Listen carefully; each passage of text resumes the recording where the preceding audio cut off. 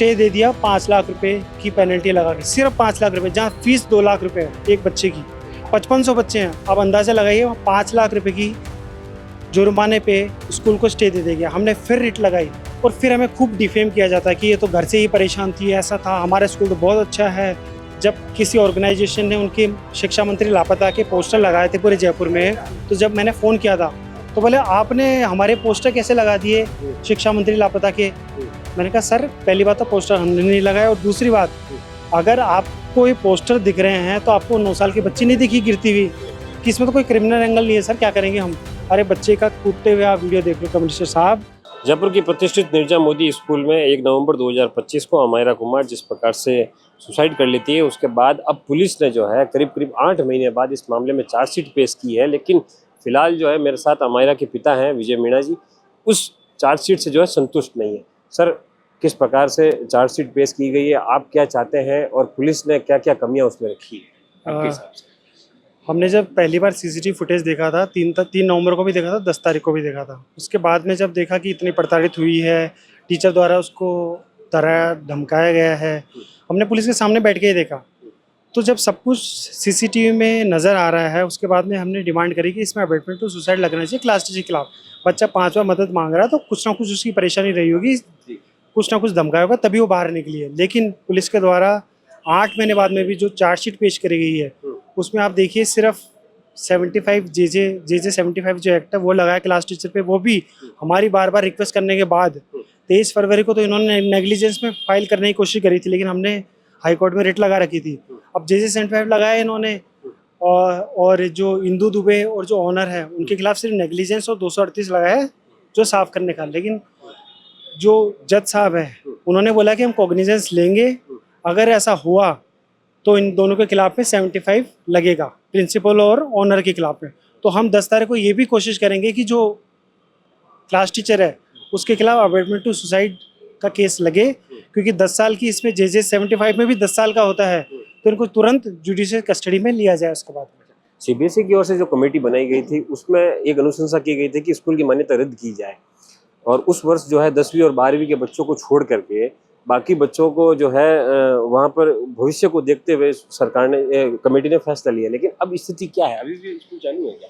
30 दिसंबर को जब ऑर्डर निकाला कि 10 से लेकर 12 तक का शिफ्ट करेंगे और मान्यता रद्द कर दी थी, उसके बाद में स्कूल हाई कोर्ट गया। हाई कोर्ट में जाके इनको एक रिप्रेजेंटेशन देने के लिए बोला, रिप्रेजेंटेशन दी। उसके बाद में सीबीएसई ने कंसिडर करते हुए कि ठीक है थोड़ा कंसिडर करते थे बच्चों को देखते हुए 23 फरवरी को एक ऑर्डर निकाला कि जिसमें 10वीं तक की ही वो रखी मान्यता, मतलब 11वीं 12वीं की मान्यता नहीं रखी। लेकिन उन्होंने कहा कि ठीक है चलो 11वीं वाले बच्चे 12वीं पढ़ सकते हैं, इतनी भी रियायत दे दी उन्होंने। लेकिन 12वीं में नहीं पढ़ेंगे वो बच्चे, और 10वीं वाले बच्चे 11वीं में नहीं जाएंगे, इतनी सी उन्होंने कंडीशन रखी कि 10वीं वाले बच्चे जो 400 बच्चे उनको हम शिफ्ट करवाएंगे। उस बात को लेकर फिर स्कूल गया कोर्ट में। 18 मार्च को कोर्ट ने स्टे दे दिया 5 लाख रुपए की पेनल्टी लगा के, सिर्फ 5 लाख रुपए, जहाँ फीस 2 लाख रुपए है एक बच्चे की। 5500 बच्चे हैं, अब अंदाज़ा लगाइए 5 लाख रुपए की जुर्माने पे स्कूल को स्टे दे दिया। हमने फिर रिट लगाई, हमने कहा सही नहीं है, हमने रिट लगाई राजस्थान एजुकेशन के खिलाफ, सीबीएसई के खिलाफ। अभी हमारा मैटर चल रहा है, हमने कई नई चीज़ें उसमें सामने लाए। टीचर्स की क्वालिफिकेशन पे सवाल उठे, क्वालिफाइड ही नहीं है 85%। फिर जज ने बोला ठीक है एक नया शोकॉज नोटिस इशू करो सीबीएसई को। 25 मई को नया शोकॉज नोटिस इशू करने की ऑर्डर दे दिया। अब नया शोकॉज नोटिस इशू किया गया है सीबीएसई द्वारा, अब इसकी सुनवाई 13 जुलाई को होगी। कोई प्रेशर, कोई दबाव आपके ऊपर किसी और से बनाया गया इस मामले को लेकर के? नहीं, हमारे समझौते को लेकर प्रेशर देखो यही बनाया गया कि हमने 22 नवंबर को प्रोटेस्ट किया, हमने बहुत गुहार लगाई पेरेंट्स से कि आप आइए हमारे प्रोटेस्ट में आए। 1-2 गिने चुने पेरेंट आए, हमारे क्लास से कोई भी नहीं आया। बर्थडे में सब आते हैं, वहाँ कोई नहीं आया। उसके बाद में जब जैसे डीएफिलिएशन होता है तो आप देखिए 30 तारीख को ही एक ग्रुप बना दिया जाता है फेसबुक और इंस्टाग्राम पे स्कूल के कुछ चुनिंदा पेरेंट्स द्वारा या टीचर्स द्वारा, और फिर हमें खूब डिफेम किया जाता है कि ये तो घर से ही परेशान थी, ऐसा था, हमारा स्कूल तो बहुत अच्छा है।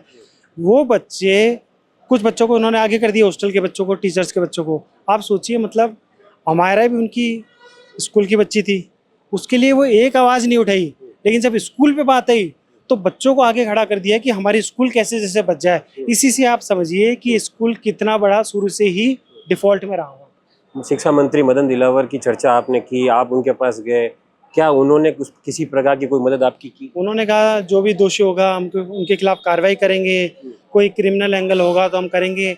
ऐसा करते करते इतने दिन हो गए, कुछ हुआ नहीं। जब किसी ऑर्गेनाइजेशन ने उनके शिक्षा मंत्री लापता के पोस्टर लगाए थे पूरे जयपुर में, तो जब मैंने फ़ोन किया था तो बोले आपने हमारे पोस्टर कैसे लगा दिए शिक्षा मंत्री लापता के। मैंने कहा सर पहली बात तो पोस्टर हमने नहीं लगाया, और दूसरी बात अगर आपको ये पोस्टर दिख रहे हैं तो आपको 9 साल की बच्ची नहीं दिखी गिरती हुई, उसके साथ क्या हुआ आपको वो भी तो दिखना चाहिए था ना। आपको अपने पोस्टर दिख गए तो आपको उसका भी कॉग्निजेंस लेके आपको कार्रवाई करनी चाहिए थी। प्रिंसिपल अभी भी बनी हुई है, आपके मिनिस्ट्री ऑफ एजुकेशन की गाइडलाइंस है सेफ्टी को लेकर, बच्चों को लेकर, कि भाई प्रिंसिपल की सीधी सीधी जिम्मेदारी है, तो क्यों नहीं हटाया अभी तक प्रिंसिपल को? क्योंकि वो बहुत बड़े लोग हैं इसलिए उन्होंने छोड़ दिया उनको। किरोड़ीलाल मीणा, हनुमान बेनीवाल, नई एक प्रकार से सभी परेशान लोग वहाँ जाते हैं। आप लोग क्या गए अभी तक, कुछ बातचीत? किरोड़ीलाल मीणा जी के पास हम एक बार नहीं 3-4 बार गए, बहुत बार फॉलोअप किया है। शुरू में तो सब कहते हैं कि हम आपके साथ हैं, हम ये करेंगे। खाचीवास जी के पास गए, हम ये करेंगे, हम ये नहीं करेंगे, पुलिस स्टेशन पे जाएंगे। सबके पास हम गए, लेकिन 1-2 दिन आश्वासन देके फिर हट जाते हैं। डोटासरा जी के पास गए, उन्होंने कमिश्नर को फ़ोन लगाया, कमिश्नर जी ने बोला कि इसमें तो कोई क्रिमिनल एंगल नहीं है सर, क्या करेंगे हम। अरे बच्चे का कूदते हुए आप वीडियो देख लो कमिश्नर साहब, आप सीसीटीवी क्लासरूम का देखो, आपको तब पता लगेगा कि क्या क्रिमिनल एंगल है क्या नहीं है। तो इस तरह की चीज़ें, जब छोटी बच्ची की 10 साल से कम उम्र की एज थी उसकी, भारत में कोई ऐसा केस नहीं है जिसमें स्कूल से उसने ऐसा काम किया हो 10 साल से छोटी बच्ची ने, आप देखिएगा।